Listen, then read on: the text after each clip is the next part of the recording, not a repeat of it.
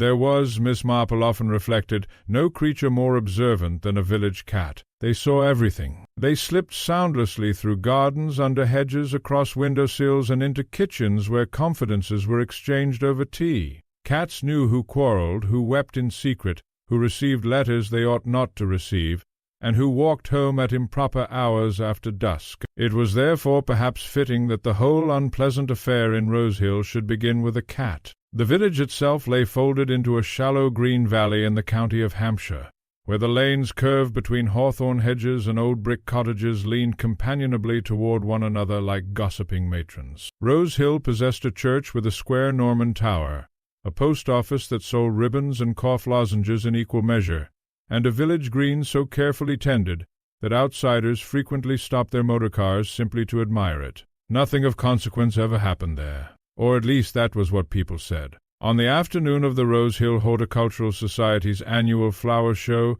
the weather was of that perfect English sort which seemed almost too delicate to endure.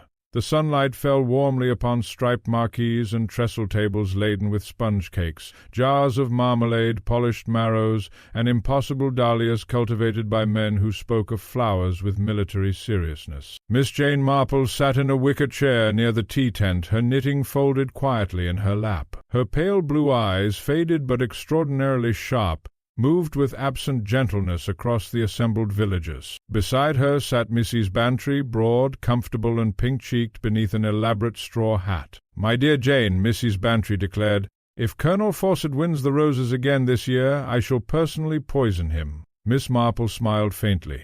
"That would certainly liven the judging." "He cheats," said Mrs. Bantry darkly. "No man produces roses that size honestly." "Chicken manure," said Miss Marple. "And patience. One is unpleasant and the other rare." Mrs. Bantry laughed loudly enough to alarm a nearby child. The flower show moved along with the cheerful dignity of village tradition. Elderly ladies discussed preserves with grave intensity. Children chased one another around the churchyard wall. The vicar's wife worried about rain despite the cloudless sky. Near the entrance to the marquee stood Mr. Leonard Graves, chairman of the Horticultural Society and owner of Rosehill Manor. He was a handsome man in his late 50s, silver-haired and impeccably dressed, with a sort of charm that caused women to forgive him almost automatically. Indeed, most of Rosehill had forgiven Leonard Graves for rather a great many things over the years. "There," murmured Mrs. Bantry, following Miss Marple's gaze, "looking pleased with himself as usual." Mr. Graves was speaking to a younger woman in a pale green dress. Mrs. Diana Harcourt, recently widowed, had arrived in Rosehill only 8 months earlier and had already become the subject of considerable discussion. "She's very attractive," Mrs. Bantry continued in a lower tone. "Too attractive for a village." Miss Marple made a soft sound. "Yes, that can sometimes be unfortunate." At that moment another figure approached the pair near the marquee entrance, a tall, dark-haired man with a strained expression and mud upon his shoes. "That," said Mrs. Bantry with satisfaction, "is where things become interesting." The newcomer was Dr. Julian Harcourt, Diana's brother-in-law. He had come to live with his widowed sister-in-law after the death of his elder brother in Malaya. Rosehill regarded him with cautious uncertainty. He was intelligent, reserved, and, according to several ladies of the parish, not at all sociable. Miss Marple watched as Dr. Harcourt spoke sharply to Leonard Graves. The exchange lasted only seconds, but something in the younger man's posture suggested anger barely held in check. Then Diana touched Julian lightly upon the sleeve. The tension vanished at once. Dr. Harcourt stepped back. Leonard Graves smiled easily, a little too easily perhaps, and drifted toward another cluster of villagers. "How curious," Miss Marple said softly. Mrs. Bantry looked delighted. "Wasn't it? There's definitely something there." Miss Marple resumed her knitting. "In villages," she observed, "there generally is." The judging began shortly after 4 o'clock. The entire assembly gathered before the main table while Mr. Pritchard, retired solicitor and notoriously tedious speaker, prepared to announce the winners. Colonel Fawcett did indeed win first prize for roses. Mrs. Bantry muttered something murderous beneath her breath. The audience applauded politely. Then, just as Mr. Pritchard lifted a silver cup for the next presentation, a scream shattered the afternoon. It came from behind the marquee. For one suspended instant nobody moved. Then chairs scraped violently backward and people hurried toward the sound in a rustling wave of alarm. Miss Marple did not hurry. Elderly ladies rarely do. But she rose at once, her expression intent. Behind the marquee, beyond stacks of wooden crates and gardening tools, the villagers found Miss Emily Pierce collapsed upon the grass. Miss Pierce, who kept the post office and knew everybody's business with formidable accuracy, was white-faced and trembling violently. "It's Leonard," she gasped. "Oh, Lord above Leonard Graves!" Several men pushed past the crates. Then silence fell. A dreadful, complete silence. Leonard Graves lay sprawled beside the old yew hedge, one arm bent awkwardly beneath him. His straw boater had rolled several feet away. There was a dark stain spreading slowly across the front of his cream waistcoat. For a moment the scene possessed the unreal stillness of amateur theatricals. Then Mrs. Cartwright fainted. Dr. Julian Harcourt knelt immediately beside the body. His face became expressionless in that professional way doctors sometimes possess. He touched the dead man's wrist, looked once at the wound, then stood. "He's dead," he said quietly. The murmur that followed seemed to ripple outward through the villagers like wind crossing wheat. "Good heavens! Murdered?" Miss Marple's eyes moved carefully over the scene. Leonard Graves had been stabbed, not clumsily, not repeatedly. One precise thrust directly to the heart, very neat, very deliberate. Near the head stood an overturned flower-pot. Beyond it, half hidden beneath the ivy, something glimmered briefly in the sunlight. Miss Marple noticed it at once, but before she could move closer, Inspector Harold Finch arrived. The inspector came from Much Benham, the nearest market town, and possessed the confident air of a man who preferred facts to imagination. He was square-faced, brisk, and privately irritated by villages in general. Within minutes he had begun organizing the scene with professional efficiency. "No one leaves," he announced sharply. "I shall require statements from everyone present." The villagers responded with precisely the sort of excitement such instructions inevitably produce. People began whispering immediately. Miss Pierce, now revived with brandy, insisted she had merely gone behind the marquee to fetch extra raffle tickets when she discovered the body. Mrs. Cartwright declared she had seen a man running away. "What man?" demanded Inspector Finch. "I couldn't say. Tall? Short?" Miss Marple thought privately that medium described at least half the men in Hampshire. Dr. Harcourt remained notably calm throughout the proceedings, perhaps too calm. Inspector Finch questioned him at once. "You examined the deceased? You're certain death was immediate?" "Virtually. And your whereabouts before the body was found?" "I was near the church gate speaking with Mrs. Elcott." Mrs. Elcott confirmed this nervously. Inspector Finch nodded, but continued studying the doctor with quiet interest. There had, after all, been witnesses to the earlier quarrel. Village memory operates with astonishing speed. By tea-time nearly everyone in Rosehill knew that Julian Harcourt and Leonard Graves had argued publicly less than half an hour before the murder. The subject of the quarrel remained uncertain, which naturally improved the gossip considerably. Miss Marple wandered slowly toward the yew hedge, while the inspector's attention remained occupied elsewhere. The glimmer she had noticed earlier still lay among the ivy leaves. A cufflink. How extraordinarily convenient. At that precise moment something soft and grey slipped silently from beneath the hedge. A cat. It emerged lazily into the sunlight, stretched itself with immense satisfaction, and settled directly atop a patch of freshly turned earth beside the flower-beds. Miss Marple looked at the disturbed soil, then at the cat, then back toward the dead man. The little creature blinked at her serenely, and somehow, though she could not yet have explained why, Miss Marple felt the first cold whisper of unease move gently through her mind. By the following morning Rosehill had divided itself neatly into two camps. There were those who believed Dr. Julian Harcourt guilty, and those who preferred not to say so aloud while nevertheless believing it very strongly indeed.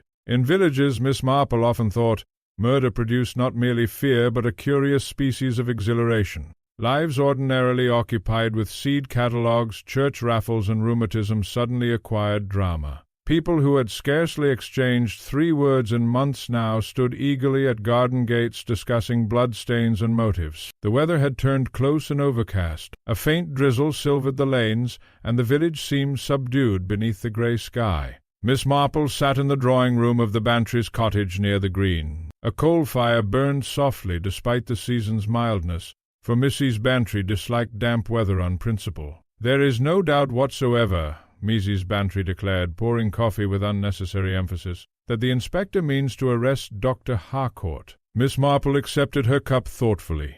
"I rarely am." Mrs. Bantry settled herself opposite. "My dear Jane, the man quarrelled publicly with Leonard Graves less than half an hour before the murder. Then that cuff-link was found beside the body. Really, it's all terribly obvious." Miss Marple stirred her coffee slowly. "Most things that are terribly obvious," she remarked, "deserve examining rather carefully."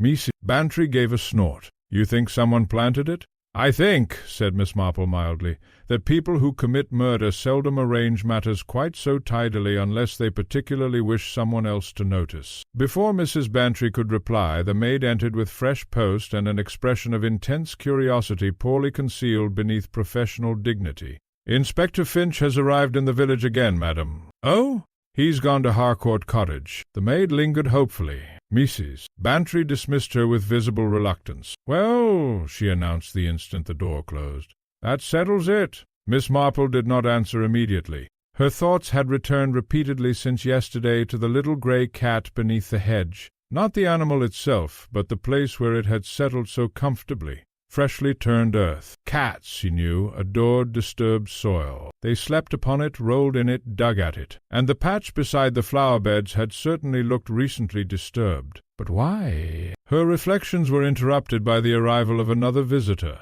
Miss Emily Pierce entered dramatically wrapped in a waterproof cape and carrying the unmistakable air of a woman burdened by important information. "My dear Miss Marple," she exclaimed, "the entire village is in chaos." "That is generally the effect of murder," said Miss Marple gently. Miss Pierce lowered herself into a chair. "I scarcely slept all night. Such dreadful thoughts." She paused meaningfully.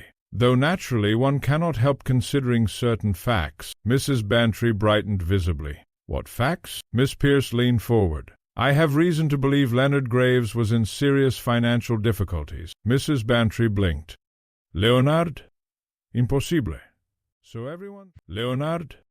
Impossible. "So everyone thought," Miss Pierce said darkly. "But my nephew works at the solicitor's office in Much Benham, and he says there were rumors. Investments gone wrong." Miss Marple listened quietly. "And Dr. Harcourt?" she asked. "Oh, the whole village knows they disliked one another." "Why?"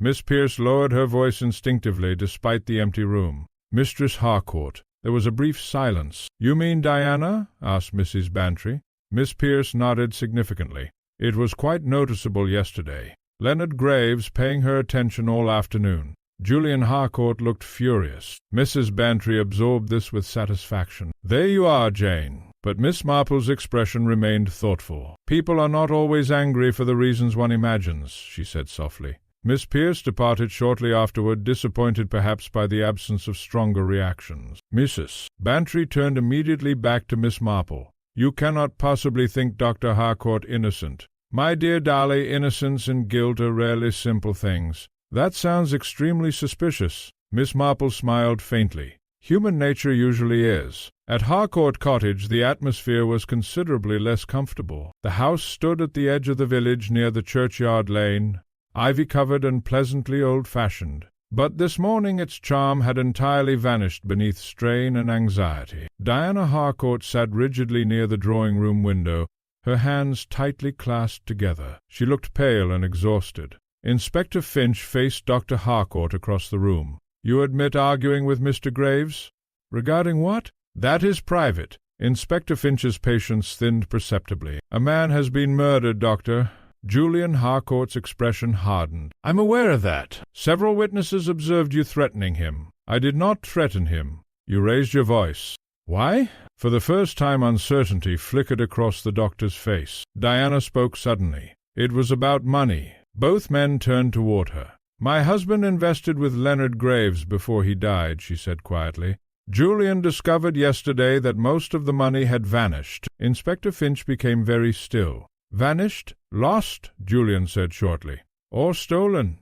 Graves kept delaying explanations, so you confronted him publicly."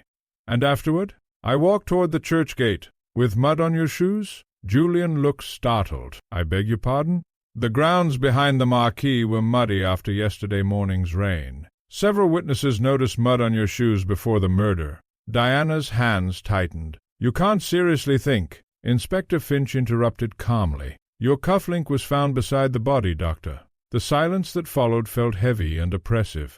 Julian Harcourt stared at him. "My cufflink?" Inspector Finch produced the gold object carefully wrapped in cloth. The doctor's face altered at once. "Yes," he said slowly. "It's mine." Diana gave a faint cry. "But, Julian, I lost it yesterday morning." Inspector Finch watched him steadily.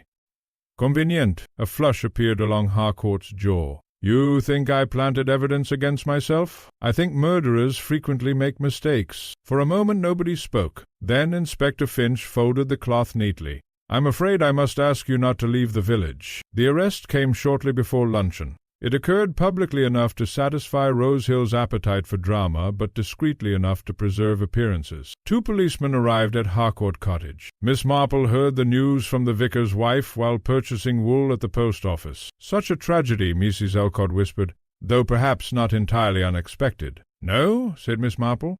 "Well, men are so violent sometimes, especially where women are concerned." Miss Marple selected a skein of grey wool carefully. "Yes," she murmured, "though women can occasionally be surprisingly dangerous, too."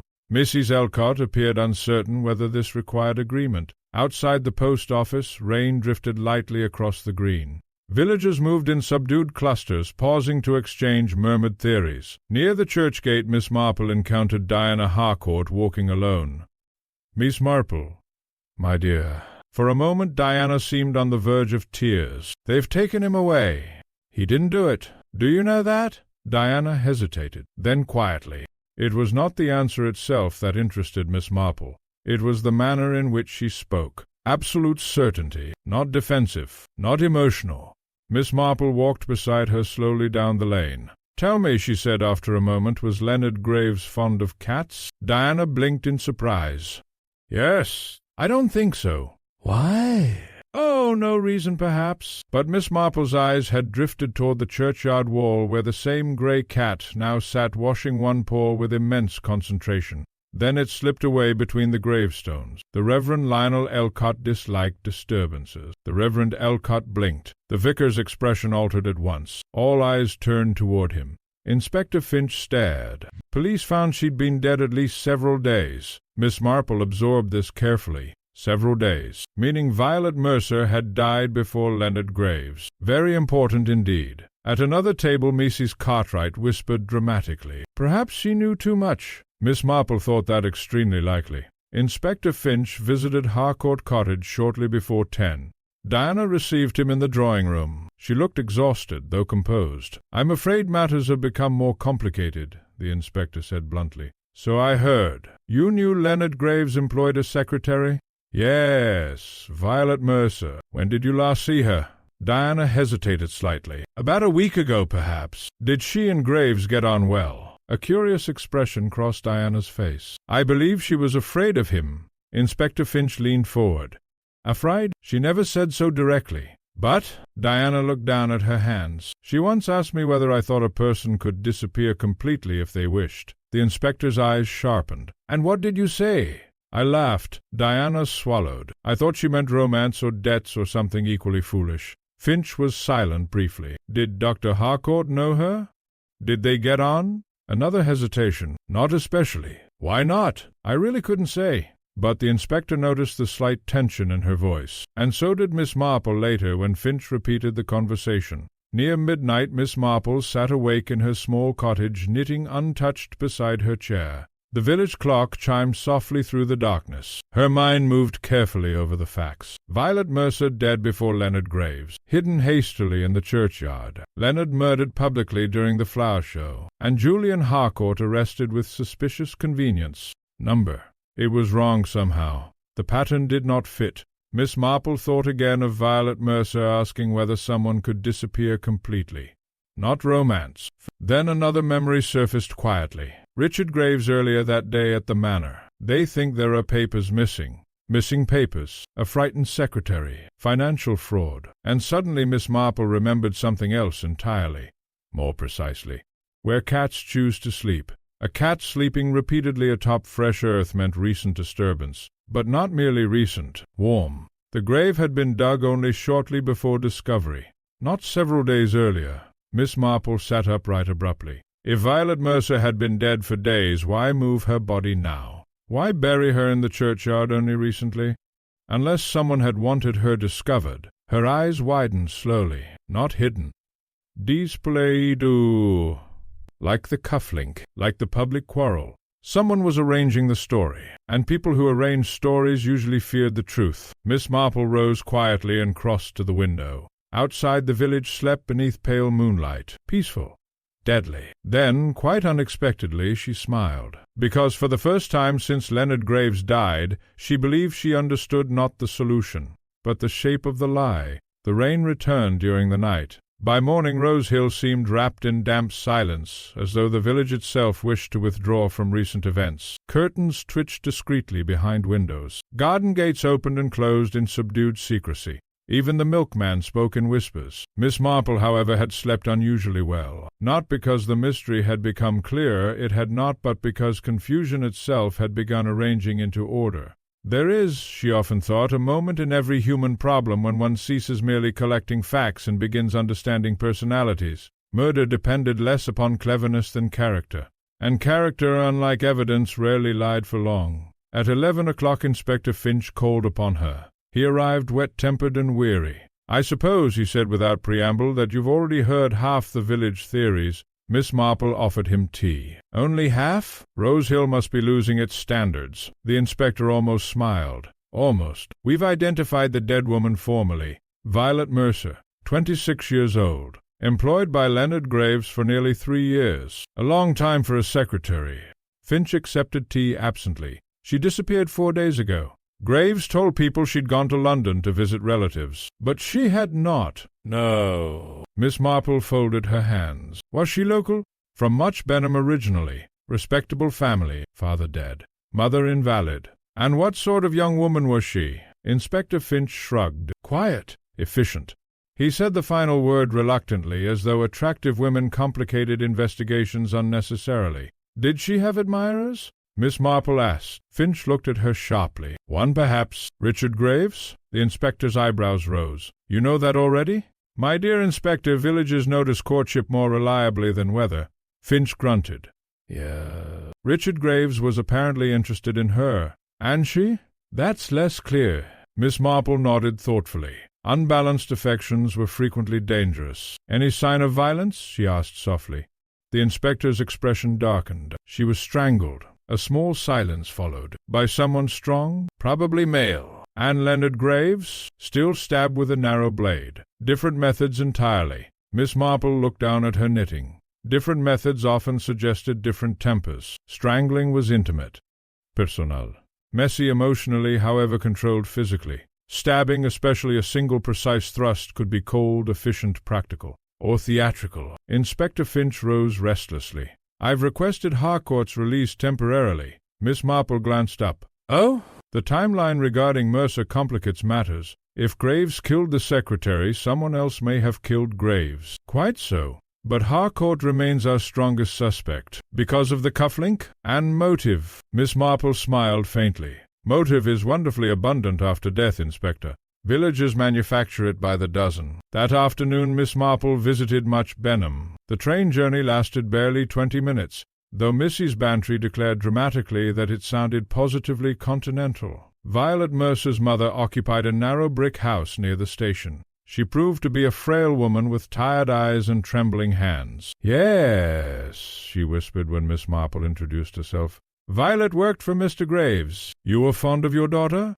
The older woman looked startled. "Of course." "Forgive me. It was a foolish question. People always ask foolish... Forgive me. It was a foolish question. People always ask foolish questions after tragedy." Miss Mercer sat carefully beside the fire. She was a good girl, quiet, clever with figures. Did she enjoy her work? A pause. "She said Mr. Graves could be difficult." "In what way?" Again hesitation. Then quietly. "He frightened her sometimes." Miss Marple waited. "She wanted to leave," Mrs. Mercer admitted at last. "When?" "Recently." "Did she say why?" The woman twisted a handkerchief tightly in her lap. She thought there was going to be trouble. "What kind of trouble?" "I don't know." But Miss Marple suspected she knew rather more than she wished to reveal. "Did Violet know Dr. Harcourt?" "How well?" Mrs. Mercer frowned slightly. "I only met him once." "Violet disliked him." "Did she say why?" She thought he looked at people as though dissecting them. Miss Marple concealed a smile, a distinctly feminine observation. Was Violet afraid of him? No. Mrs. Mercer shook her head firmly. Not afraid, just uncomfortable. And Richard Graves? At once the older woman's expression altered. Miss Marple remained silent. Richard was kind to her, Mrs. Mercer said carefully. Too kind, perhaps. Did Violet return his feelings? I don't think so. Again that pattern, unequal attachment. Miss Marple thanked her gently and rose to leave. At the door Mrs. Mercer spoke suddenly. Miss Marple? Yes? Violet sent me a letter the day before she disappeared. Miss Marple turned quickly. A letter? Mrs. Mercer nodded uncertainly. She said if anything happened to her, I should give it to the police. The room seemed suddenly very still. Did you? No. Shame flooded the woman's face. I was frightened. May I see it? Mrs. Mercer hesitated only briefly before crossing to a small writing desk. The envelope trembled slightly in her hands. Inside was a single sheet. The handwriting was neat but hurried. If anything happens to me, Leonard Graves is responsible. He has discovered that I know about the missing money. There are papers proving everything hidden somewhere in his study. I was foolish to trust him. Please forgive me for all the worry. Miss Marple read the note twice, then a third time, not because of what it said, because of what it did not say. Did Violet write often? She asked quietly. May I see another letter? Mrs. Mercer produced one readily. Miss Marple compared the handwriting carefully. Very similar, but not identical. A slight difference in the formation of certain letters, especially the capital G. Most people would never notice. Miss Marple noticed immediately. She folded the note thoughtfully. My dear Mrs. Mercer, she said gently, I think your daughter may have attempted to tell the truth after all. She returned to Rose Hill shortly before dusk. Near the station lane she encountered Richard Graves leaving the Blue Boar Inn. He looked dishevelled and tired. Miss Marple. Mr. Graves. He hesitated. You've heard about Violet?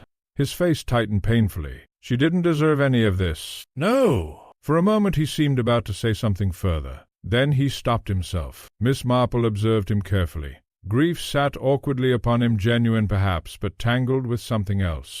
Or merely confusion? You cared for her, Miss Marple said quietly. Richard laughed bitterly. Everyone knows that, apparently. And did she care for you? He looked away. Not enough. Miss Marple's eyes softened slightly. Unreturned affection could sour into bitterness very quickly indeed. Were you with Miss Mercer shortly before she disappeared? His expression sharpened instantly. You sound like the police. My dear boy, everyone in Rose Hill sounds like the police this week. Against his will, he smiled faintly. Yes. I saw her Tuesday evening. Was she frightened? Richard hesitated. She was upset. About your father? What did she say? That she'd found something dangerous. Miss Marple grew very still. Did she explain? No. His jaw tightened. She didn't trust anyone properly by then. And afterward? Alone? Yes. But he answered a little too quickly. Miss Marple noticed, as she noticed also the mud still clinging faintly to the edges of his shoes. Fresh mud. Churchyard mud, perhaps, or garden soil. And suddenly she wondered whether Richard Graves had visited the yew hedge before anyone else discovered what lay beneath it. There are certain mornings in English villages when the atmosphere feels peculiarly strained, though nothing visible has altered. Doors open with slightly exaggerated cheerfulness. People speak too brightly. Ordinary remarks carry hidden weight. Rose Hill awoke to precisely such a morning. By breakfast everyone knew three things. Violet Mercer had feared Leonard Graves. Dr. Harcourt had not yet been formally charged, and Inspector Finch had spent nearly 2 hours questioning Richard Graves the previous evening. Consequently the village was delighted. Miss Marple, sitting beside her window with toast untouched upon her plate, reflected that murder gratified the human appetite for drama far more than most people admitted. She was interrupted shortly after 9 by the arrival of Diana Harcourt. The younger woman looked pale beneath her navy hat, and there were dark circles beneath her eyes suggesting little sleep. "My dear," said Miss Marple gently, "you should sit down at once." Diana obeyed almost gratefully. "I hope I'm not disturbing you." "Not at all." Miss Marple poured tea. For several moments Diana said nothing. She seemed oddly uncertain of herself. Then abruptly, "Inspector Finch released Julian last night?" "Yes, I heard. They still suspect him." "Very likely." Diana clasped her hands tightly. He didn't kill Leonard Graves. Miss Marple watched her quietly. You are very certain? Yeah. Again that same absolute conviction. Miss Marple had encountered it before in innocent wives, and guilty ones. What exactly happened between your brother-in-law and Leonard Graves? She asked softly. Diana looked down. Julian discovered Leonard had mishandled my late husband's investments. Mishandled? Stolen, perhaps. That would certainly cause anger. But not murder? Diana lifted her eyes. No. Miss Marple noted something curious then. Diana was afraid, not grieving, not defensive, and not, Miss Marple thought, afraid of the police. You knew Violet Mercer? Miss Marple asked gently. A flicker crossed the younger woman's face. Yes. Did you like her? I pitied her. Why? Diana hesitated too long. She seemed unhappy. Because of Leonard Graves? Miss Marple stirred her tea slowly. My dear Mrs. Harcourt, unhappy women often confide in other women. Did Miss Mercer tell you anything? No. Too quickly. Miss Marple let silence settle between them. Outside, a gardener passed slowly along the lane pushing a wheelbarrow. Somewhere nearby a dog barked. At last Diana spoke again, very softly. She was frightened shortly before she disappeared. Of whom? Again hesitation. I don't know. But Miss Marple thought she almost certainly did. After Diana departed, Miss Marple put on her coat and walked toward Rosehill Manor. She had no precise plan, but investigation, she believed, depended largely upon observing people where they lived naturally. The manor garden shimmered after rain. Roses bent heavily beneath droplets, and the gravel paths smelled fresh and damp beneath the pale sunshine. Miss Marple found Evelyn Graves seated alone near the rose beds. She looked older than she had 3 days earlier. Miss Marple. My dear Mrs. Graves. Evelyn managed a faint smile. I imagine the entire county has discussed us by now. Only the county? You underestimate villages. That produced the ghost of genuine amusement. For several moments they sat quietly. Then Miss Marple said gently, Did your husband care for Violet Mercer? Mrs. Graves did not appear surprised. And she returned his feelings? No. The answer came immediately. How do you know? Because Leonard always mistook fear for admiration. Miss Marple glanced at her sharply. A revealing sentence. Was he violent? Mrs. Graves looked away toward the gardens. Not physically. A pause. Usually the word lingered unpleasantly. Miss Marple remained silent. People often revealed more after small admissions. He disliked being denied anything, Evelyn continued quietly. Money? Loyalty. And Richard? At once the older woman stiffened slightly. What about Richard? He was fond of Miss Mercer also. A tired expression crossed Evelyn's face. Yes, foolishly fond. Did Leonard approve? For the first time genuine bitterness appeared. Leonard approved only of things that belonged to him. Miss Marple sat very still. Possessive belonged to him. Miss Marple sat very still. Possessive fathers, rejected sons, frightened secretaries. The emotional currents beneath the case were becoming increasingly dangerous. Before she could ask further questions, footsteps sounded behind them. Richard Graves emerged from the terrace doors. He stopped abruptly upon seeing Miss Marple. His expression closed almost at once. Mother? Richard, dear, Miss Marple was just leaving. But Miss Marple did not move immediately. Mr. Graves, she said mildly, did you know Violet Mercer intended to leave your father's employment? Richard's face hardened. Yes. Did she tell you why? She hated working here. Because of your father? There was anger there now, unmistakable anger. Did you quarrel with Leonard Graves about her? Richard laughed shortly. Everyone quarreled with father eventually. Did you? A pause. When? The night Violet disappeared. Miss Marple's eyes sharpened. And what happened? Richard shoved his hands into his pockets. He denied knowing where she was. Did you believe him?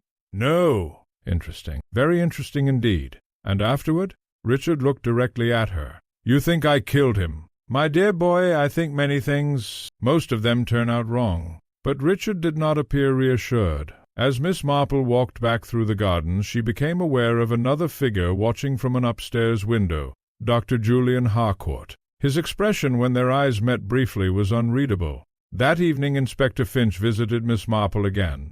He looked tired enough to welcome tea without sarcasm. We've searched Graves's study thoroughly, he announced. No papers. Miss Marple nodded. So Violet Mercer was telling the truth. Apparently. But someone removed the evidence before police arrived. Finch frowned.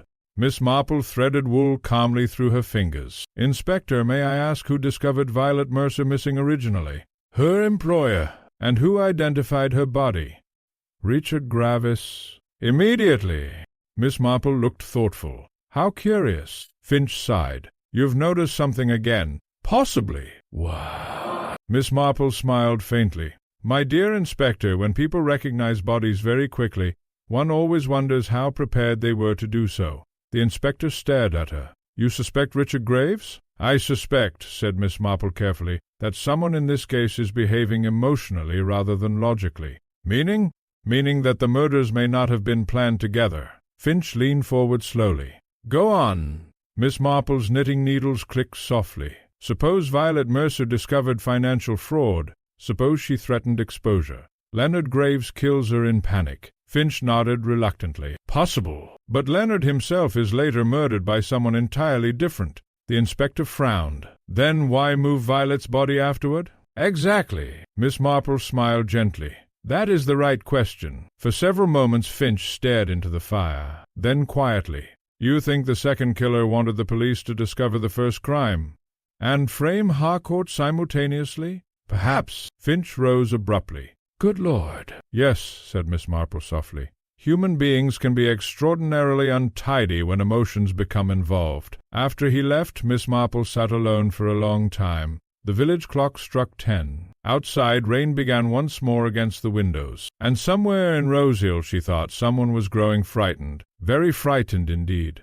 Because lies, unlike bodies, rarely remain buried forever. Miss Marple had long ago observed that murder investigations often reached a peculiar middle stage in which everybody became simultaneously secretive and talkative. Rosehill had now arrived there completely. People lowered their voices dramatically in public while discussing every detail enthusiastically in private. The grocer's wife claimed Leonard Graves had maintained foreign bank accounts. Colonel Fawcett insisted the murders bore all the signs of Bolshevism, though nobody quite understood what signs those might be. Meanwhile, Inspector Finch continued his inquiries with increasing irritation. No one, it seemed, had told the complete truth. That morning Miss Marple received an unexpected visitor. Mrs. Agnes Finch, the inspector's wife, arrived shortly after 11 carrying a sponge cake and an expression of suppressed excitement. "My husband says I'm not to discuss the case," she announced immediately upon entering. Miss Marple smiled. "How fortunate, then, that I haven't asked." Mrs. Finch settled herself comfortably. "Still, one naturally notices things, and I do think men overlook the obvious sometimes." Miss Marple privately agreed. "Mrs. Finch lowered her voice. "They found traces of blood in Leonard Graves's motor car." "Did they indeed?" "In the boot." Miss Marple became very still. "How interesting. The inspector says it may belong to Violet Mercer." "Yes," said Miss Marple softly. "I imagine it does." Mrs. Finch looked gratified. "And there's more." "Oh?" "A witness saw a woman near the churchyard late Wednesday evening." Miss Marple's eyes lifted sharply. "What sort of woman?" "She was wearing a blue coat." Miss Marple sat motionless for several seconds. Diana Harcourt owned a dark blue coat. So did Evelyn Graves. And suddenly another memory stirred quietly in Miss Marple's mind. The night of the flower show. A glimpse near the yew hedge, not merely movement. Colour. Blue fabric disappearing briefly behind the marquee. At the time it had seemed insignificant. Now it did not. That afternoon Miss Marple walked to Harcourt Cottage. Diana received her in the garden where roses climbed the old brick walls in pale cascades. She looked tired but calmer than before. "Miss Marple." "My dear, what lovely roses! My husband planted them years ago." There was genuine affection in her voice then, not for Julian Harcourt, Miss Marple noticed, but for the dead brother. Interesting again. They walked slowly along the path. After a time Miss Marple said gently, "You were fond of your husband. And his brother?" Diana hesitated. "Julian is difficult sometimes, but loyal." "Oh, yes." Miss Marple paused beside a rose-bush. "My dear Mrs. Harcourt, were you at the churchyard on Wednesday evening?" Diana stopped walking instantly. For one revealing second fear flashed nakedly across her face. Then composure returned. "No." Miss Marple said nothing. Diana's voice became strained. "Why do you ask?" "Because someone was seen there." "A woman?" Diana looked away. The village sees ghosts after sunset. Usually they see neighbors." The younger woman gave a faint, nervous laugh that convinced Miss Marple of absolutely nothing. They resumed walking. Then, unexpectedly, Diana spoke. "Do you think Leonard killed Violet Mercer?" Miss Marple considered. "Yes," she said quietly. "I believe he probably did." Diana closed her eyes briefly. "And someone else killed Leonard." The younger woman turned sharply toward her. Miss Marple smiled gently. "My dear, if I knew that already there would be very little mystery left." But inwardly she was no longer entirely certain that was true. Later that evening Inspector Finch gathered several principal figures at Rose Hill Manor. The atmosphere resembled an unpleasant family dinner. Evelyn Graves sat rigidly near the fireplace. Richard paced restlessly beside the windows. Julian Harcourt stood apart from the others with folded arms and visible impatience. Diana alone appeared genuinely anxious. Inspector Finch addressed them bluntly. "We have established several facts." No one spoke. "First, Leonard Graves almost certainly murdered Violet Mercer." Richard stopped pacing abruptly. His mother closed her eyes. Inspector Finch continued. "Second, Violet's body was transported in Graves's motor car and buried in the churchyard sometime Wednesday night." Miss Marple, seated quietly near the back of the room, watched reactions carefully. Richard looked shocked. Julian Harcourt looked unsurprised. Diana looked terrified. "Very telling indeed." "Third," said Finch, "someone moved the body again shortly before the flower show." "Why?" Richard demanded harshly. "Presumably," said Finch, "to ensure discovery." Miss Marple noticed Julian Harcourt glance sharply toward Diana. Only for an instant, but enough. Inspector Finch continued. "We are therefore searching for whoever discovered Leonard Graves's original crime and attempted to expose it." Richard spoke suddenly. "You think Father's killer wanted revenge?" "Possibly. Or justice." Inspector Finch gave him a cold look. "Murder is not justice, Mr. Graves." "No," Richard said bitterly. "Usually it's merely personal." An odd remark. Miss Marple stored it away carefully. Then Inspector Finch produced something from his pocket. A fountain pen. "Recognize this?" Julian Harcourt stiffened immediately. "It's mine. We found it near the churchyard hedge." Diana gave a faint gasp. Inspector Finch's gaze remained fixed on Harcourt. "You seem remarkably careless with personal possessions, Doctor." Julian's jaw tightened. "I lost that day ago." "So you said about the cufflink." Miss Marple watched silently. Too convenient again. Much too convenient. Someone was continuing to plant evidence, but clumsily now, desperately almost. And desperate people made mistakes. The meeting broke up shortly afterward. Rain hammered softly against the manor windows while servants moved silently with coffee trays no one touched. Miss Marple lingered near the entrance hall gathering her gloves. As she did so, voices drifted from the library beyond the half-open door. Richard Graves, and Diana Harcourt. "You should have told me earlier," Richard was saying urgently. "I couldn't." "Now everything's worse." "I know." A pause. Then Richard's voice again, lower this time. "If Finch discovers the letters." Miss Marple moved quietly away before hearing more. Not from politeness, from experience. Partial conversations frequently revealed more than complete ones. What letters? And why should Diana fear them? As she stepped outside into the damp night air, Miss Marple became aware of movement near the side gardens, a figure slipping quickly between shadows. Tall, male. She caught only the briefest glimpse before he vanished toward the yew walk, but she recognized him. Julian Harcourt, and he was carrying a spade. Miss Marple slept badly.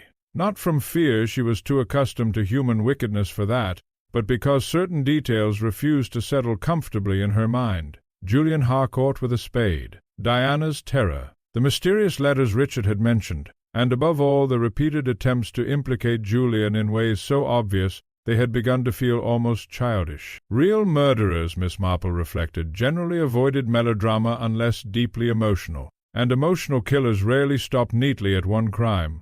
By 7 o'clock the following morning Rose Hill awoke to another sensation. Julian Harcourt had vanished. The news reached Miss Marple by way of Mrs. Bantry, who arrived breathless and improperly dressed for the hour. "He's disappeared!" Miss Marple looked up from her breakfast calmly. "Has he?" Inspector Finch is furious. They went to Harcourt Cottage at dawn and found him gone.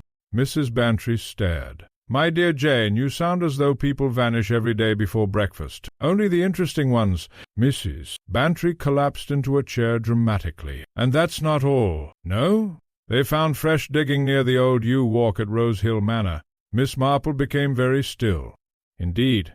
Yes, and Julian Harcourt was seen there last night carrying a spade. For several moments Miss Marple said nothing. Then quietly, Did they find anything? Mrs. Bantry lowered her voice instinctively. No body. She paused deliciously. But they found burned papers. The remains lay now upon Inspector Finch's desk at the temporary police office established in the village hall. Charred fragments, half-destroyed documents, financial ledgers mostly. Miss Marple examined them carefully while Finch paced nearby in irritation. He was trying to destroy evidence, the inspector declared. Perhaps we have witnesses placing him there? And now he's fled. Miss Marple touched one blackened fragment lightly. But why burn them there? Finch stopped pacing. What do you mean? My dear Inspector, if Dr. Harcourt wished merely to destroy papers, why carry them into the gardens at midnight with a spade? Finch frowned. There was an old ash pit nearby.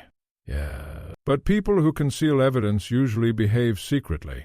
This feels— She searched gently for the word. Demonstrative. The inspector looked unconvinced. He's desperate. Possibly. Miss Marple lifted another fragment carefully. One line remained partly legible. Transfer Mercer account. Her eyes narrowed. Has anyone examined Leonard Graves's bank records thoroughly? Finch sighed. Financial investigators are coming from London. He studied her expression. You've thought of something. Only that Violet Mercer may have known rather more than simple fraud.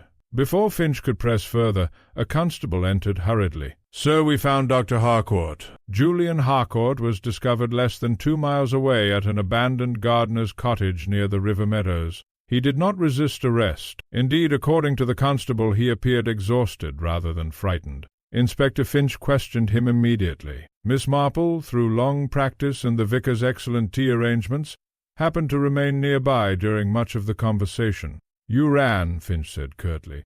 Why? Conversation. You ran, Finch said curtly. Why? Julian looked hollow-eyed. Because someone wanted me arrested badly enough to keep planting evidence. Convenient explanation. It's the truth. Inspector Finch produced the burned paper fragments. You deny destroying these? No. That startled even Finch. You admit it? Why? Julian hesitated. To protect Diana. A silence followed. Inspector Finch leaned forward slowly. Protect her from what? Julian's face hardened instantly. I won't answer that. You understand how this appears? But you still refuse? Miss Marple observed him thoughtfully. Not the behavior of an innocent man, perhaps, but not quite that of a guilty one either. It was the behavior of someone loyal. And loyalty, she knew, could become extremely dangerous. That afternoon Miss Marple visited the churchyard again. The grey cat remained faithful to its chosen territory, sleeping now atop an old gravestone with immense satisfaction. Miss Marple sat quietly upon a nearby bench. After several minutes footsteps approached. Richard Graves. He looked dreadful. You're investigating again, he said tiredly. My dear boy, elderly ladies merely wander about asking questions. That's more dangerous. Miss Marple smiled faintly. Richard lit a cigarette with visibly trembling hands. Julian didn't kill my father. Do you know that? Absolute certainty again. Miss Marple studied him carefully. You cared for Violet Mercer very deeply. He stared toward the yew hedge. She was the only honest person in that house, not Diana. At once his expression changed, a complicated expression. Painful almost. Diana's unhappy. That was not my question. Richard crushed the cigarette abruptly beneath his shoe. You think I'm in love with her, aren't you? He laughed bitterly. Does it matter now? Yes, said Miss Marple gently. These things usually matter enormously. For several moments he said nothing. Then quietly, she wanted to leave Rose Hill. With you. He did not answer directly. We were going away after the flower show. Miss Marple felt the final pieces beginning slowly to shift together. And your father discovered this? Richard nodded once. He threatened her. Diana? Miss Marple became very still. Threatened her with what? The answer came almost immediately. The letters. My dear boy, she said softly, what letters were you discussing at the manor last night? Richard's face drained of color instantly. Too strong a reaction. Much too strong. I don't know what you mean. Yes, you do. He looked suddenly frightened. Not angry. Frightened. "There aren't any letters." Miss Marple sighed inwardly. People always lied most transparently when protecting someone they loved. "Richard," she said quietly, "did Diana Harcourt love your father?" His expression twisted with revulsion. "God, no." "And did Leonard Graves know she loved you instead?" Then finally, "Yeah." Miss Marple looked away toward the hedge where Violet Mercer had first been discovered. Now at last the emotional pattern emerged clearly. Possessive father, resentful son, a trapped woman, and somewhere within it another frightened young woman who had learned too much. Richard spoke suddenly. "You think Diana killed him?" Miss Marple did not answer immediately. Instead she asked softly, "Why did Julian Harcourt burn those papers?" Richard closed his eyes briefly. "Because he knew. Not everything, perhaps, but enough. And he had fled not from guilt, but from fear for Diana." When Miss Marple finally rose to leave, the afternoon sunlight had begun fading gold across the gravestones. The grey cat stretched lazily upon the wall, and Miss Marple, walking slowly homeward, realized with quiet certainty that the case had entered its most dangerous stage. Because someone in Rose Hill was no longer merely hiding the past. Someone was trying desperately to protect the future. That evening a thunderstorm gathered over Rose Hill. The air felt unnaturally heavy, and the sky darkened early beneath thick rolling clouds. Curtains glowed yellow against the dusk while villagers hurried indoors carrying gossip like precious contraband. Miss Marple sat by her lamp with untouched knitting. She had reached the stage of an investigation she always found most delicate. The truth was visible now. Not entirely, but enough. What remained uncertain was not who had killed Leonard Graves. It was why events afterward had unfolded so strangely. And somewhere in that answer lay danger still. At 7:30 there came a hurried knock at her door. Richard Graves entered without waiting properly to be shown in. He looked pale and rain-soaked. "Miss Marple, I need your help." Miss Marple regarded him quietly. That is usually a serious statement. Richard ran a hand through wet hair. "I think Diana's in danger." There it was again. Not fear for himself, for Diana. "Sit down," said Miss Marple gently. He remained standing. "She's gone." "Gone where?" "I don't know." "When did you see her last?" "This afternoon." "And afterward?" "She sent me a note." He produced a crumpled envelope from his pocket. Miss Marple unfolded it carefully. "I must settle things myself. Please do not follow me." Miss Marple read it twice, then a third time. Again handwriting, again haste, and again something faintly wrong. Not forged exactly, but constrained, as though written under strain. "When did this arrive?" she asked. "An hour ago." "And you came directly here?" Miss Marple looked up at him. "You love her very much." Richard gave a short, exhausted laugh. "And she." His expression answered before his words did. Miss Marple nodded slowly. At last everyone's loyalties stood revealed. "Tell me about the letters," she said quietly. Richard froze. For several moments the rain beat softly against the windows, while thunder murmured far away beyond the hills. Then at last he sat down heavily. "My father kept letters." "What sort of letters?" "From Diana." Miss Marple waited. "She wrote to him after her husband died, when she first came to Rose Hill, and Leonard Graves became attached to her." "Did she encourage him?" Richard looked miserable. She was lonely. He was kind at first. Miss Marple nodded. So often it began precisely that way. "And afterward?" "She realized what he was really like. Then she fell in love with you." Richard stared into the fire. "We tried to keep it quiet, but Leonard discovered it."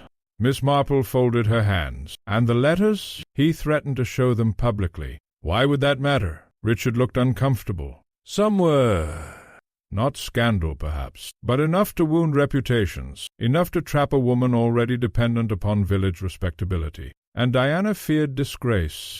Miss Marple thought carefully. Not motive for murder, perhaps, but certainly motive for desperation. "Where are the letters now?" Richard hesitated. "That's the trouble." "What trouble?" "My father kept them in a blue ribbon case inside his study desk. And after the murder? They vanished." Miss Marple became very still, because suddenly several disconnected details aligned sharply. The missing papers, Julian Harcourt burning documents, Diana's terror, someone searching desperately through Leonard Graves's study, not for financial evidence, for letters. "Richard," said Miss Marple quietly, "did Violet Mercer know about you and Diana?" He looked startled. "And Leonard Graves's feelings toward her?" Another silence. Then slowly Miss Marple asked, "Did Violet Mercer ever threaten to expose anything?" Richard frowned. She pitied Diana. Did she dislike your father? But fear him? His face hardened. Everyone feared father eventually. The storm broke fully just after 9. Rain lashed the village in silver sheets while thunder shook the windows. Miss Marple had just begun considering whether to telephone Inspector Finch when another visitor arrived. Julian Harcourt. He looked exhausted beyond concealment. Mud stained his coat and his expression carried the strained intensity of a man approaching some irreversible decision. "You expected me," he said quietly. Miss Marple closed the door behind him. For several moments neither spoke. Then Julian said abruptly, "Diana didn't kill Leonard Graves." Miss Marple watched him carefully. "No?" "No." "You are certain?" Again that certainty, different from Richard's emotional devotion. This was protective, family loyalty. "She thinks she did?" Julian said suddenly. Miss Marple's eyes sharpened. At last, Julian sat heavily beside the fire. She went to confront him the morning of the flower show. About Richard? And the letters. What happened? He threatened her, told her he'd ruin them both. Miss Marple nodded silently. And afterward? She left him alive? You know this? How? Julian hesitated. Because I saw her afterward. Very important. What time? Approximately half an hour before the murder. Miss Marple sat very still. So Diana could not have killed Leonard, unless Julian lied. But she did not think he was lying. He found the letters missing later, Julian continued. That's why he thinks she killed him. She took them. And did she? Miss Marple closed her eyes briefly. Of course. That explained the frantic searches. The burned papers, perhaps. Not financial documents originally sought merely camouflage. Someone protecting Diana by concealing the true reason Leonard had been confronted repeatedly. And Violet Mercer? Miss Marple asked softly. Julian's face darkened. She discovered father's fraud, he said. Richard told me after her death. Father. Julian looked confused, then corrected himself sharply. Graves? I meant Graves, but Miss Marple had noticed. An interesting slip. Very interesting indeed. You disliked Leonard Graves profoundly, she observed. Because of Diana? Partly. And partly because you believed he killed Violet Mercer?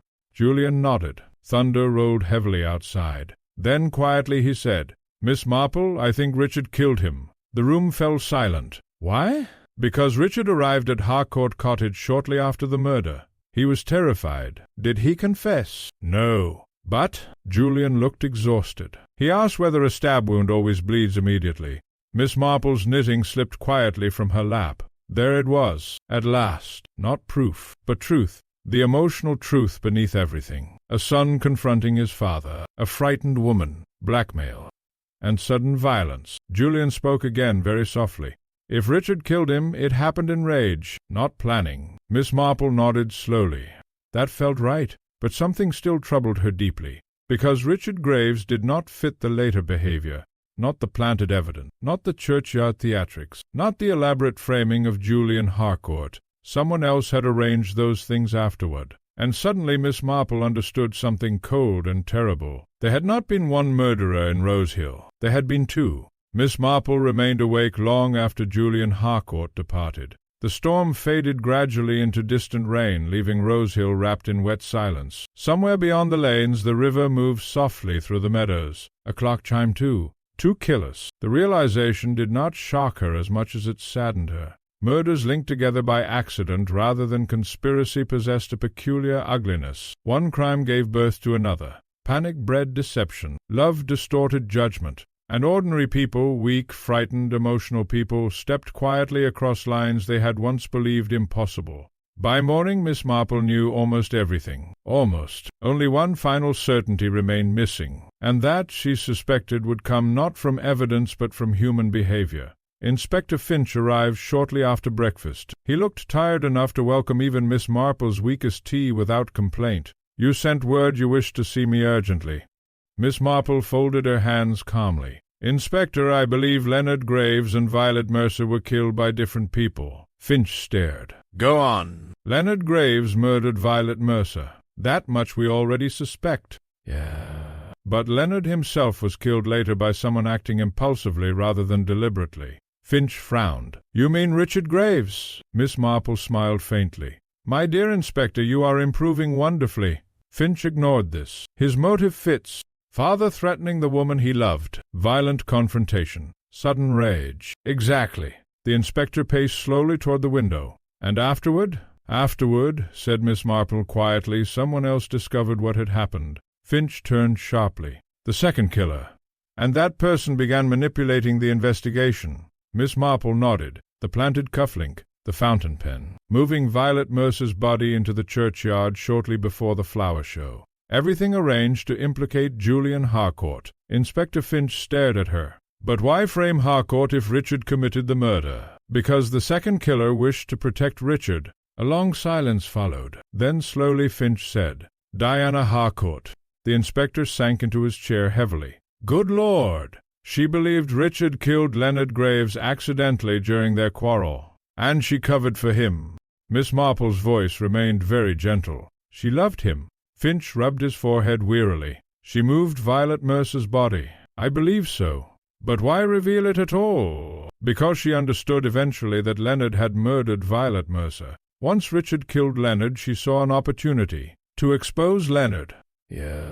And simultaneously divert suspicion from Richard. The inspector stared into the fire. By framing Julian, Miss Marple nodded sadly. Her brother-in-law already quarreled publicly with Leonard Graves. He possessed medical knowledge. He seemed emotionally cold. To a frightened woman he appeared the perfect suspect. But Julian protected her. Of course. He realized what she had done. Finch looked up sharply. The burned papers. Yes. He was destroying evidence that might connect Diana to the study searches. And the letters. Exactly. The inspector exhaled slowly. Dear God! Miss Marple sighed softly. My dear Inspector, human beings become extraordinarily foolish where love is concerned. By late afternoon, Inspector Finch arranged a final gathering at Rosehill Manor.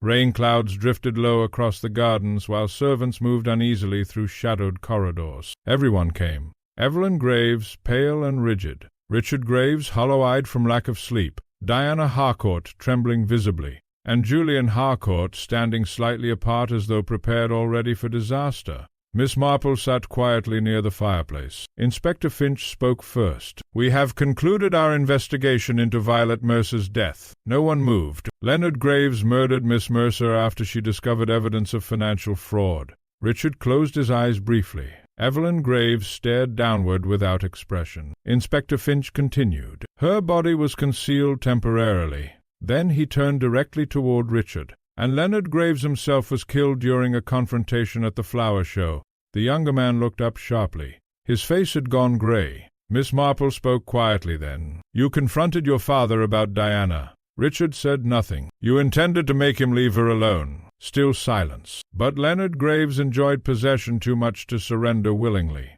Richard's hands clenched. He threatened her, he whispered. And he laughed. No one spoke. Richard looked suddenly very young. He said he'd destroy her reputation. Said she'd come crawling back afterward because she had nowhere else to go.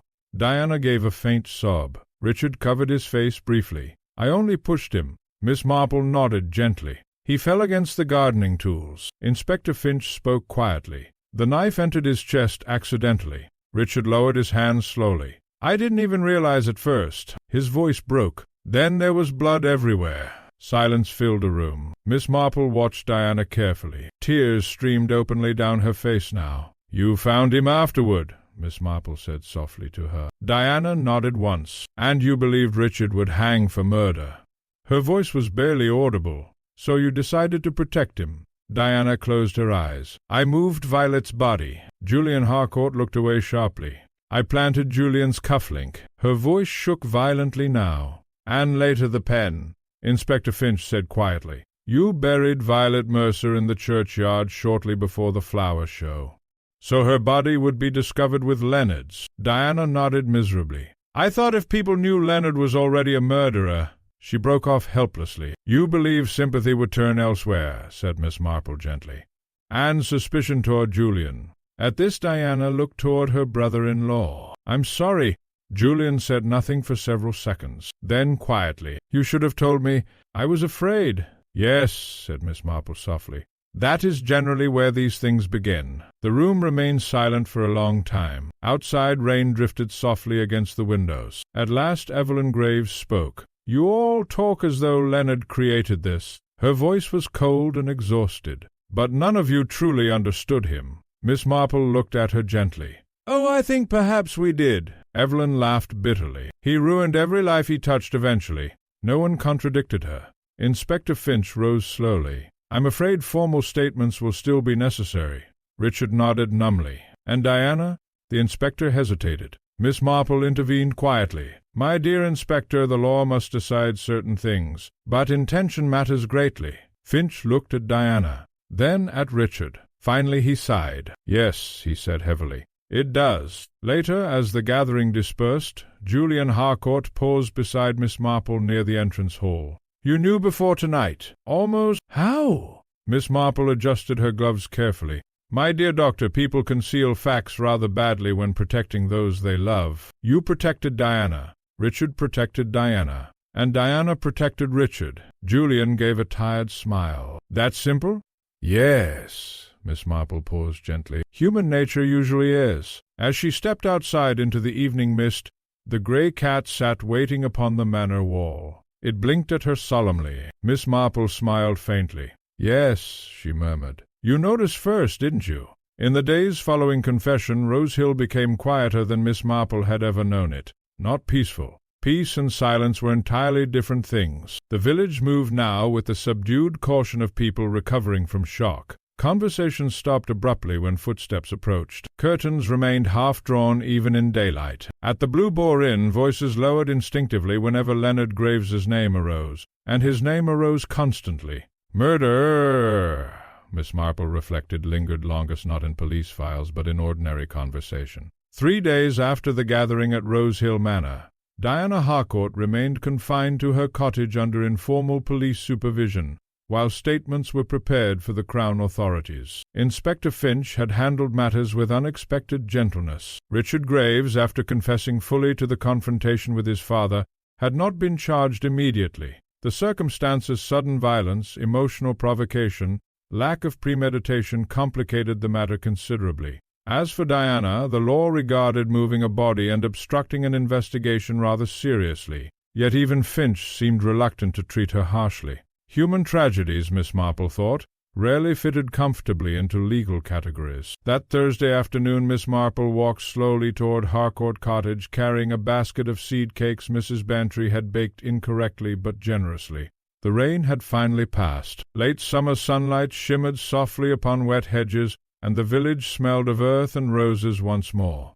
Diana answered the door herself. She looked older already. Fear and sleeplessness had stripped away much of her earlier elegance, leaving something fragile and painfully human behind. "Miss Marple." "My dear, Mrs. Bantry insisted you required feeding." A faint smile appeared. "That sounds exactly like her." Inside, the cottage felt dim and airless. Newspapers lay folded untouched upon a chair. A tea-tray stood neglected near the window. Diana led Miss Marple quietly into the sitting-room. For several moments neither spoke. Then suddenly Diana said, "I keep thinking if I had simply told the truth at once." Miss Marple sat carefully beside the fire. "But I couldn't bear it." "No." Diana clasped her hands tightly. "I thought Richard would hang." "He would not. But people say such terrible things after murder." Miss Marple nodded gently. "Yes, they do." The younger woman looked toward the window. "I wasn't thinking properly. Very few people do when frightened." A long silence followed. Then Diana asked quietly, "Do you despise me?" Miss Marple looked genuinely surprised. "No." "But I lied. I moved her body like—" She shivered faintly. "Like something monstrous." Miss Marple considered her carefully. "My dear, truly wicked people rarely feel horror at themselves afterward." Tears filled Diana's eyes. "I loved Richard, and that made everything worse." Miss Marple smiled sadly. "Love generally does." As Miss Marple departed the cottage, she encountered Julian Harcourt near the gate. He appeared exhausted, but calmer now, as though certainty, even painful certainty, had brought some relief. "She asked for you repeatedly," he said quietly. They walked together slowly down the lane. "You protected her," Miss Marple observed. Julian gave a short laugh. "Rather badly." "No, quite loyally." He looked away. "She married my brother when she was 22. He adored her. And after his death, she was lonely. Leonard Graves took advantage of that." Miss Marple nodded. "And Richard?" Julian's expression softened unexpectedly. Richard genuinely loved her. For a moment they walked in silence. Then Julian said quietly, "I nearly let myself be arrested for murder. That seems absurd now." Miss Marple glanced at him gently. "My dear doctor, families have endured far stranger things for one another."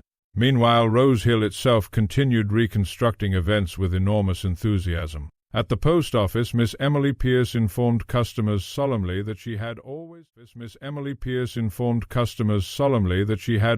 suspected emotional complications. Mrs. Cartwright claimed she had predicted romantic scandal from the moment Diana arrived in the village. Colonel Fawcett continued insisting the entire affair reflected declining standards. Only the Reverend Elcott spoke consistently with Charity. "People suffer enough already," he told his wife firmly after overhearing particularly enthusiastic gossip. Mrs. Elcott agreed in principle while continuing to listen attentively whenever anyone discussed details. 2 days later, Inspector Finch visited Miss Marple for what he declared would be the final time professionally. He looked less tired than before.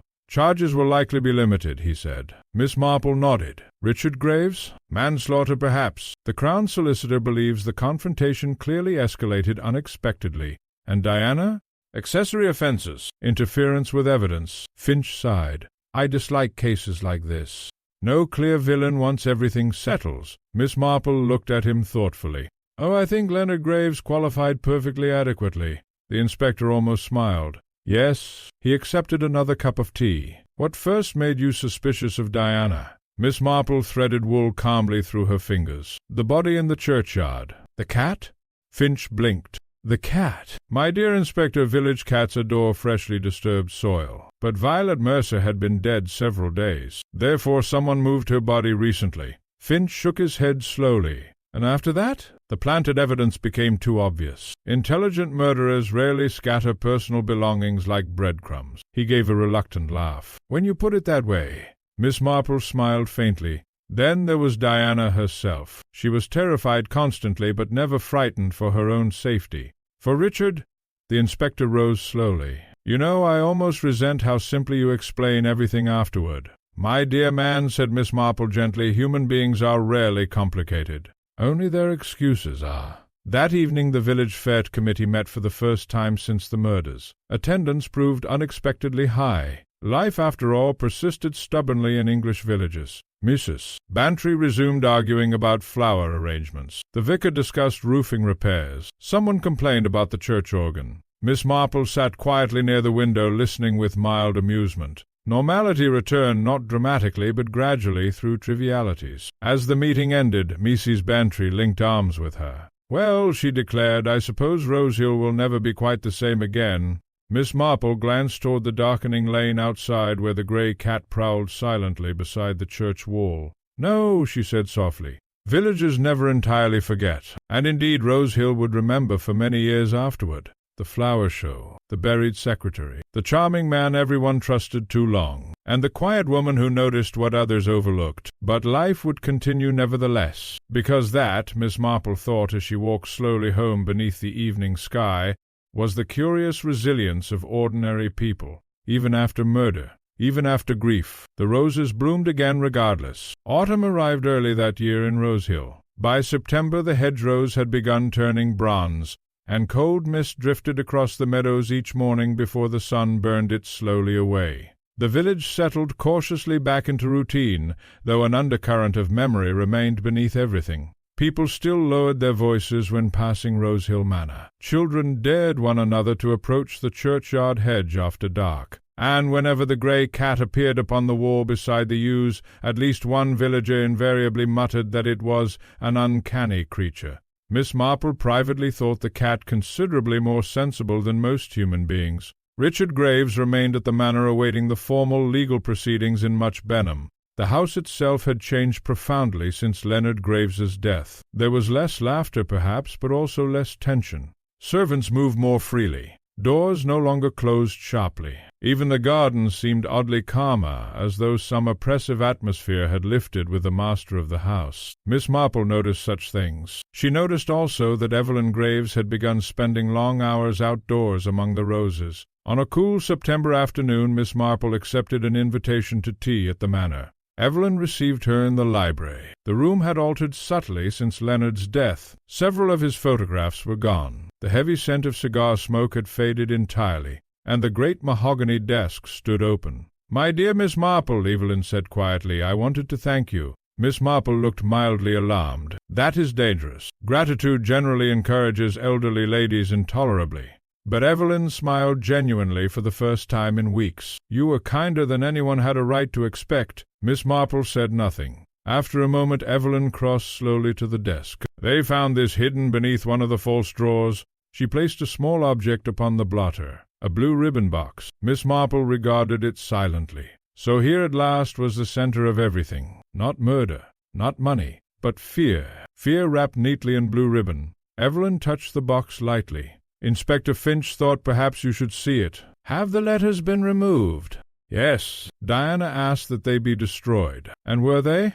Evelyn nodded. Miss Marple approved quietly of that. The dead had already damaged enough lives. "There was something else inside," Evelyn continued. She opened the box carefully. Within lay several folded bank documents and a photograph. Miss Marple lifted the photograph gently. It showed Violet Mercer seated beside a riverbank, smiling uncertainly toward the camera.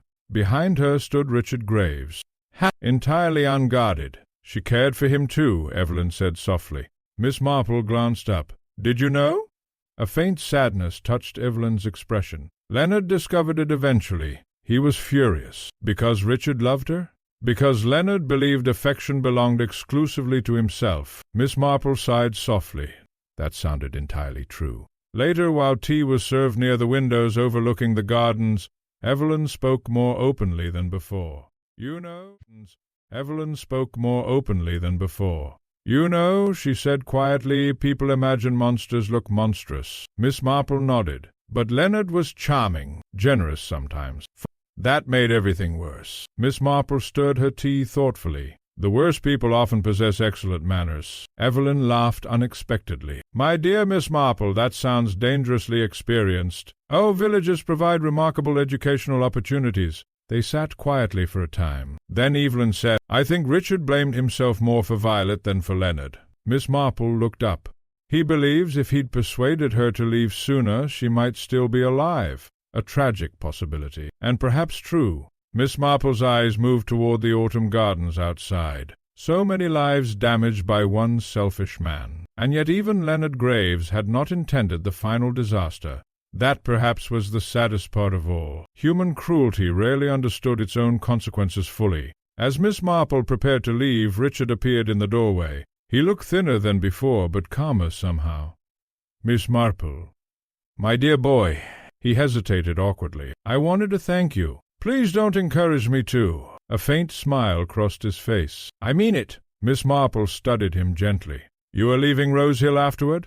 "With Diana?" His expression softened immediately. "If she still wants that." "And does she?" There was no uncertainty there at all. Miss Marple nodded slowly. Perhaps, after enough suffering, something decent might yet survive. "Richard," she said quietly, "do not spend the rest of your life punishing yourself." He looked away. "That may be difficult." "Yes," said Miss Marple softly, "but necessary." That evening the village held its harvest supper in the parish hall. Attendance proved enormous. Murder had not diminished Rose Hill's appetite for casserole. Miss Marple sat beside Mrs. Bantry while the vicar attempted unsuccessfully to organize a hymn. "It all feels rather strange," Mrs. Bantry whispered. "How so?" "Well, people are behaving normally again. After everything." Miss Marple smiled faintly. "My dear Dolly, human beings are extraordinarily determined to continue." At the far end of the hall, children chased one another between tables while elderly ladies discussed preserves with grave concentration. The ordinary machinery of village life resumed itself relentlessly, and perhaps that was mercy. Near the doorway the grey cat appeared briefly before slipping unnoticed beneath a chair. Mrs. Bantry shivered theatrically. "That creature still gives me gooseflesh." Miss Marple watched the cat vanish calmly into shadows. "No," she said softly. "It merely noticed the truth before the rest of us." Much later, walking home beneath a pale autumn moon, Miss Marple paused beside the churchyard. The yew hedge stood dark and motionless in the silver light. No trace remained now of disturbed earth, only quiet grass, only silence. But Miss Marple knew places remembered things long after people stopped speaking of them. She stood for several moments listening to the faint wind moving through the trees. Then, at last, she turned toward home. Behind her, somewhere among the gravestones, the grey cat stretched lazily and settled itself once more beside the old yew hedge,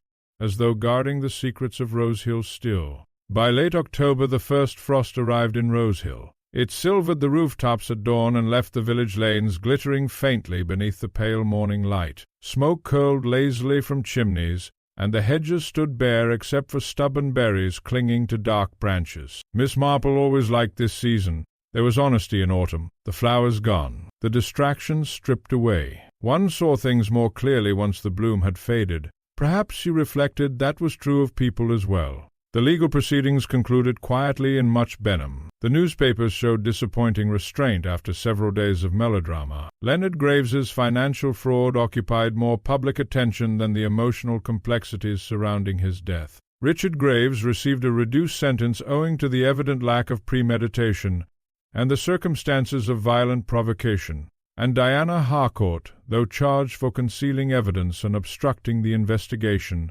escaped imprisonment entirely.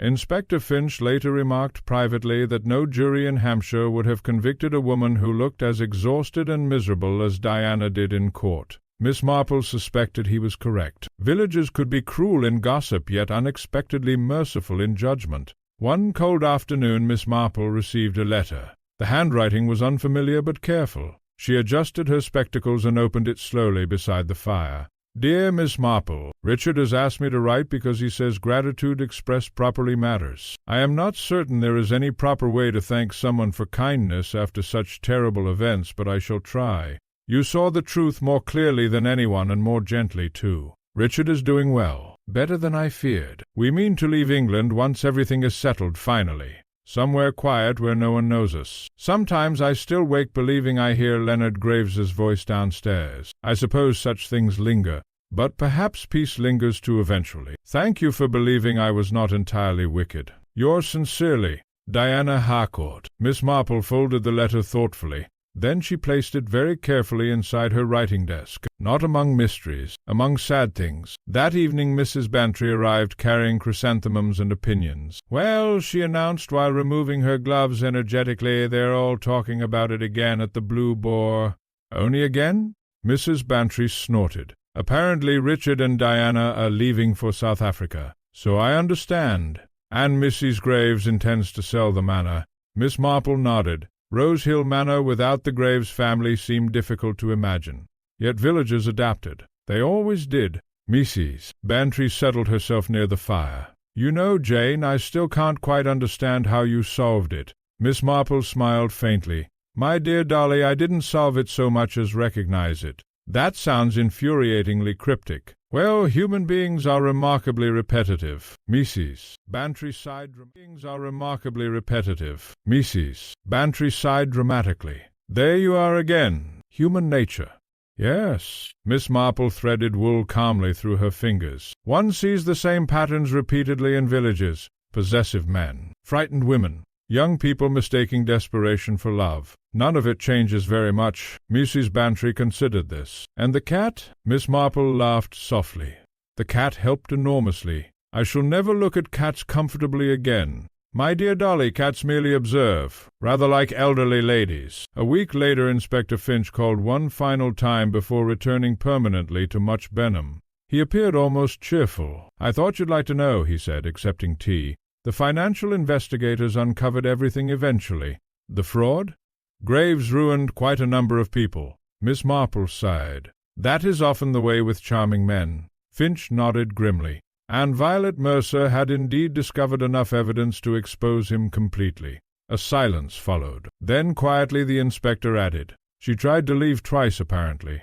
Miss Marple looked down at her knitting. Poor Violet. Of all the victims in Rosehill, perhaps she alone had possessed no real protection at all. Inspector Finch rose after a time. "Well," he said awkwardly, "I suppose I owe you thanks. My dear Inspector, you owe me nothing except perhaps slightly better tea next time." To her surprise, he laughed outright. "I still don't understand how you notice these things. Miss Marple smiled gently. "Because villages contain everything, Inspector. Every sort of person. One merely has to remember." He shook his head slowly. "And here I thought police training mattered."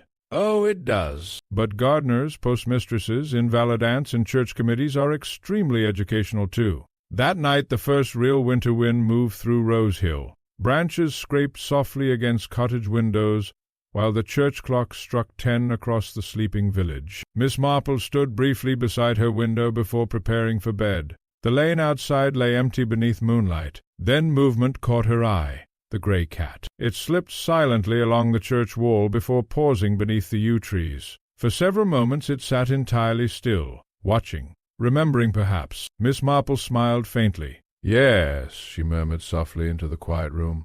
"It's all over now." The cat blinked once, then vanished into darkness. Winter settled gently over Rose Hill, not harshly. English winters rarely possessed the drama people assigned them in novels. Instead there came damp mornings, pale afternoons, bare gardens, and the comforting glow of lamps behind curtained windows. By December the village had almost resumed its old rhythm entirely. Almost. The Blue Boar Inn acquired new topics gradually.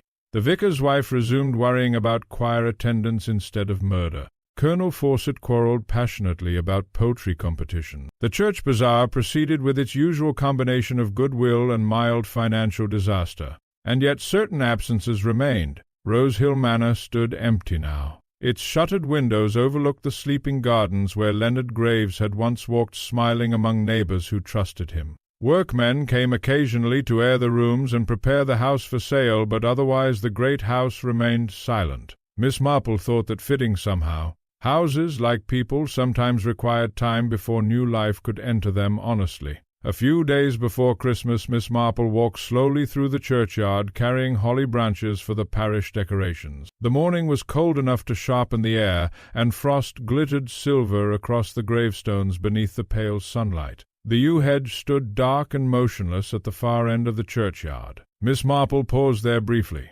No sign remained now of disturbed earth, no trace of Violet Mercer's temporary grave, only winter grass and silence, and, naturally, the grey cat. It lay curled comfortably atop the low stone wall, its tail wrapped neatly around itself against the cold. Miss Marple smiled faintly. "My dear creature," she murmured, "you have become rather famous." The cat regarded her with complete indifference. Quite right, too. Cats, unlike human beings, rarely cared for notoriety. For several moments Miss Marple stood quietly beneath the yew trees. Then footsteps sounded softly behind her. Evelyn Graves approached slowly along the path. She wore black still, though not heavily now, and there was something calmer in her face than before.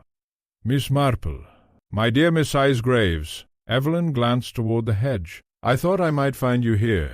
For a time neither woman spoke. The winter wind moved gently through the yew branches overhead. Then Evelyn said quietly, "I'm leaving Rose Hill tomorrow." Miss Marple nodded. "So I heard. The manor has been sold. And how do you feel about that?" Evelyn considered before answering. Relieved, perhaps. A faint smile touched her mouth. "Though it sounds terrible to say so after one's husband dies." "No," said Miss Marple gently. "Merely honest." Evelyn looked toward the churchyard wall. "Do you know what I've realized since Leonard died?" "What?"